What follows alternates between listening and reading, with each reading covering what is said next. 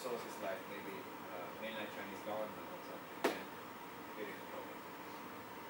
You won't really get much out of it.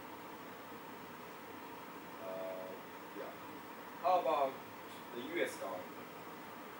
Do you think you can trust U.S. government for some data? Say, I say, how about the inflation? Federal Reserve. Are they talking the truth about money printing in the USA? No, they are the biggest liars. They lie. They lie a lot about inflation. I think they lie as same as Chinese government does. So there are certain areas. But HKMA actually is quite trustworthy in that sense. You know, you don't have central banking company, you know that, right? You have a monetary authority, so they're quite professional and trustworthy. Yeah. So yeah, be careful with that source too.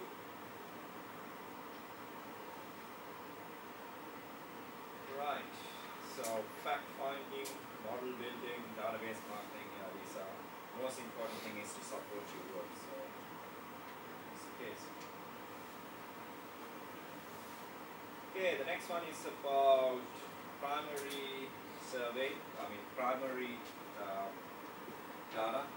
So you can go for the primary data with a lot of sources, personal interviews, telephone interviews. Number one is the best in non-completeness. As I said, it's a lot easier than many other places. You can intercept people in shopping malls. Don't do door-to-door because you won't find people at home yet. So, MTR, KCR, bus stops, these are quite good.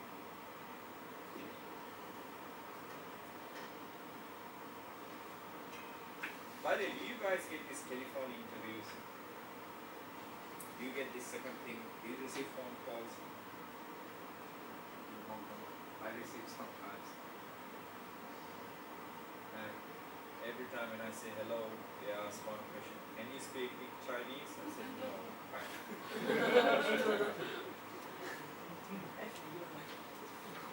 Tell me again? You're lucky. Yeah. But they don't want to talk to me when I say I can't. Yeah. And then sometimes they say, sorry, wrong number. Yeah. Right. So this is about some techniques that we use, measurements and scaling concepts. So when you are setting questions in your questionnaire, this area would be quite useful. I'll get you some examples of scaling concept because it's a lot easier to understand through an example than going through this whole lot here. We have few concepts here.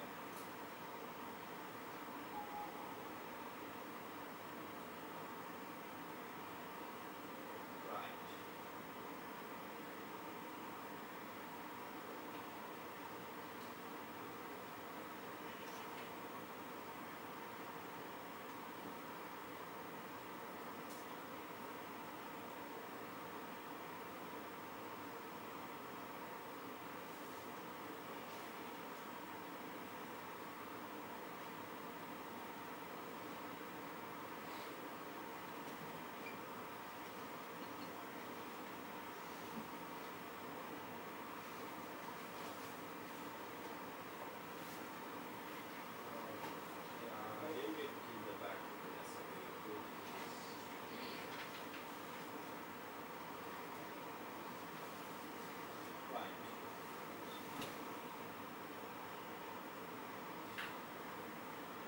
There are a few concepts that, these concepts are different from the concept we talked about previously, the concept that you're using in your research question. Okay? So these concepts are they are also concepts which are of help in some area. Now we have certain concepts like constant concept and irregular concepts. Okay? Say for an example, we say constant concept. And they are all both type of concepts. constant and irregular concept, both types are used in research. Okay.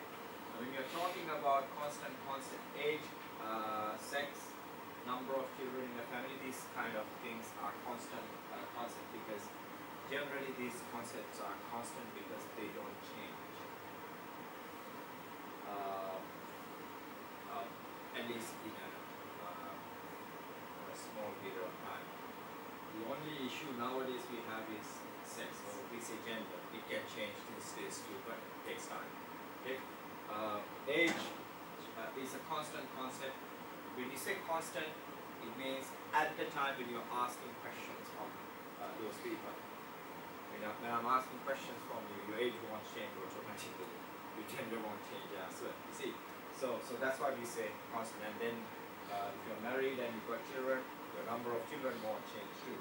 But if you're talking about irregular concepts, which are again going to be part of your research area, it's about like customers' perception and brand loyalty. Now these are not going to be constant always. Why they are not going to be constant? Why they are not considered constant concept is that we human beings are the most funniest creatures on this earth because we change.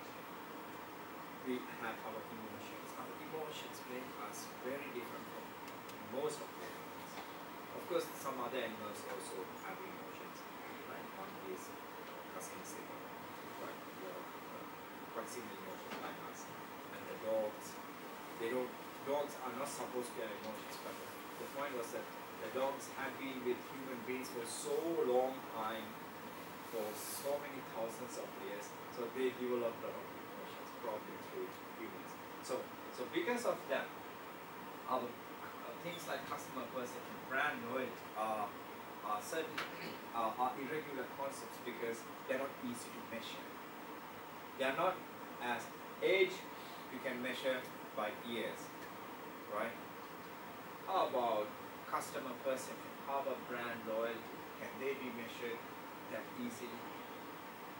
So that's why in certain areas we need to have something called operational definition. Now, when you say, if you are, when I say, oh, you are a brand loyalist, when you say brand loyalist, that actually you need to give some kind of definition for that. Now,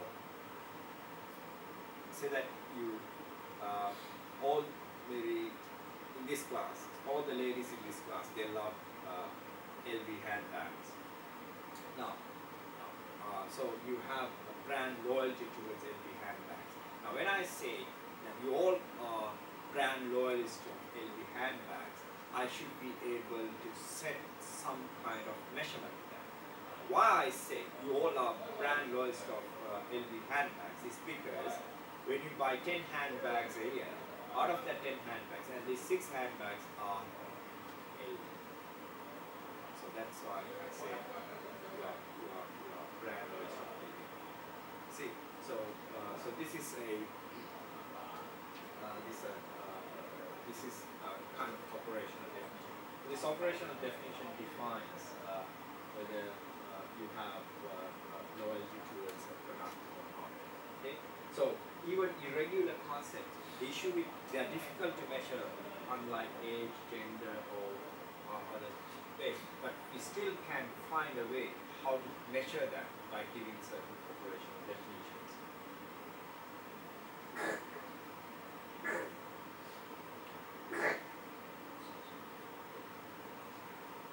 Right. Let's see. We have scales, again, nominal scales, ordinal scales. These scales we usually use to understand the impact of a certain event and how it can affect your research. And right. These 3 items are quite important because these are the ones that determine whether the measurement that you have used in your research is something that you can accept. First thing is reliability, validity, and sensibility. three words are quite important because sometimes, excuse me, we are going to use some examples later on. So sometimes when you're using those things, those examples do not necessarily fit into every type of research.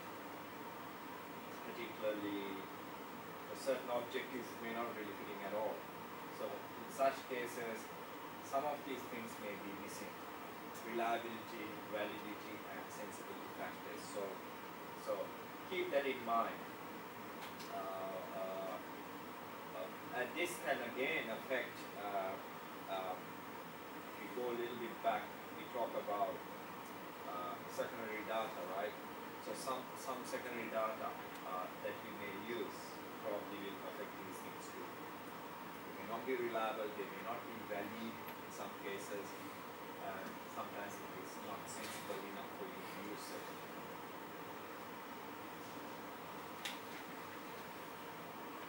Right. Concept measurement, attitude. Right, so this attitude again is a type of an irregular concept, and there are three components of an attitude, quite similar to the things that we talked before, consumer the brand loyalty and things like that. Affective, cognitive, and behavior.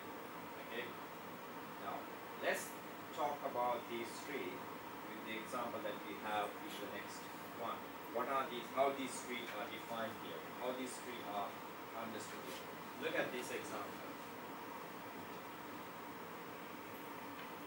Jane loves to eat at KFC. She believes it is nice, clean, and very easy to access and serves the best food in the town.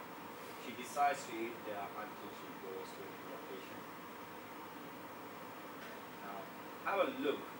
What are the affective side, cognitive side, and the behavioral part of your statement? Have a look at this one. What is affective? The feelings, emotions towards an object. Okay. And if you look at, and then cognitive is knowledge and belief. It's about more of logical side. You see something based on your past experience or the knowledge that you make certain decisions. And behavioral is about an action. Now, the action based on, again, now these three we are studying, remember, these here we are studying as three individual things, but when you're applying that to a certain situation, these three takes place together. That means your cognitive side, behavioral side, and effective side, they all happen together. See, Jane loves to eat at KFC. That means this is about your effective side. And she believes it's nice, clean, and very easy to access and serves the best. That's about the cognitive side. That's why she believes it is nice, because of her past experience, because she compares maybe eating in KFC with eating in a very dirty Chacha with very bad people that they don't speak English at all. So you talk about, you compare it. So that's the beliefs comes in. And then she decides to eat there until she goes to a new location. So that's again about the behavioral side of it. So now, these are the same things that you are going to apply when you're going to do your research, particularly when you're designing a question. If your research is about maybe, there's a lot of female students of mine, they are always doing, most of them are always doing research about maybe cosmetic products, those expensive handbags and things like that, brands. They do a lot of research, they love to do research on brands. Maybe that goes well with their behavioral attitude, which is about shopping. So, yeah, so if you're going to do a research of that sense, then you really have to talk about this area, because you are going to say that you want to know why maybe Prada handbags are less popular as compared to Burberry handbags. Talk about that. So if you are talking about that, then you are probably interviewing people who are using both these type of handbags. And then this particular area would be of great use.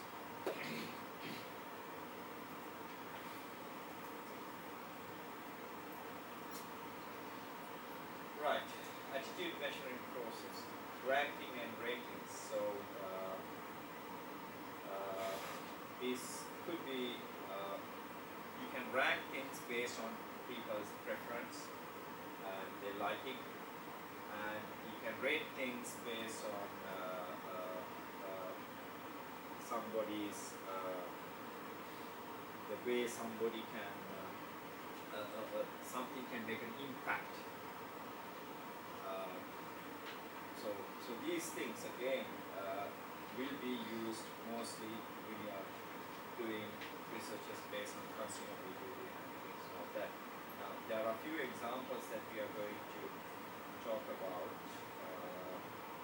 Ranking, ranks order or preference, grading, estimates magnitude of characters, sorting. Sorting is usually not really used much in your work.